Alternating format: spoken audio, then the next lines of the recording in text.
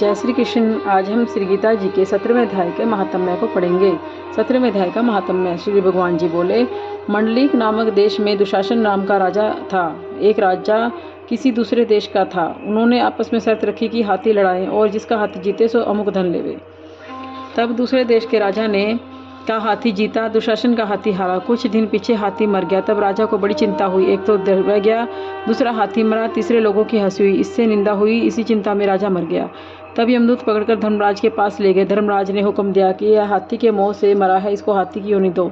हे लक्ष्मी, राजा दुशासन संगल द्वीप में जाकर हाथी हुआ। वहाँ उस राजा के बहुत से हाथी थे, जिनमें वह भी आया। उसे पिछले जन्म की खबर थी। मन में बारंबार यही पछतावा कि मैं पिछले जन्म में राजा था, अब हाथी हुआ हूँ। बहुत रुदन करे, खावे पीवे कुछ नहीं। एक साधु आया, जिसने राजा को एक श्लोक सुनाया। राजा बड़ा प्रसन्न होकर बोला, हे संत जी, कुछ मांगो। संत ने कहा, मेरे पास सब कुछ है, बस एक हाथी नहीं है। राजा ने सुनकर वह हाथी उसको दे दिया। संत ने उसे अपने घर ले गया, दाना रात को दिया और खावे नहीं, पानी भी नहीं पिया। रुदन कर मन में सोचे कि कोई ऐसा होवे जो मुझे इस योनि से छुड़ावे। तब साधु ने महावत को बुलाकर पूछा कि इस हाथी को क्या दुख है जो कुछ खाता पीता नहीं। महावत ने देखकर कहा, इसको कोई रोग नहीं है। तब साधु ने कहा, राजा से कहा, हाथी खाता पीता कुछ नहीं, खड़ा रुदन करता है। यह सुनकर राजा आप देखने आया।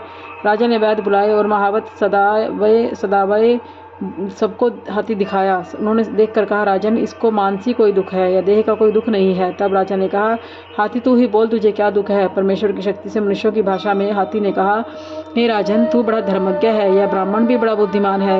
इसके घर का अन्न वही खावे जो बड़ा धर्मात्मा हो, अतः मुझको क्यों मिले। तब साधु ने कहा, हे राजन, अपना हाथी फेर ले। राजा ने कहा, दान दिया, मैं नहीं फेरता।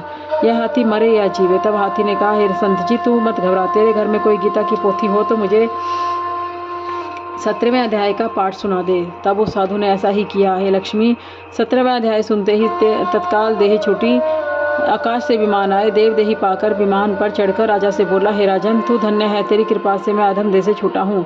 राजा को अपनी पिछली कथा सुनाई। तेरी और संत की जो कृपा हुई है, उससे मैं वैकुंठ को जाता हूँ। बोलो श्री कृष्ण भगवान की जय।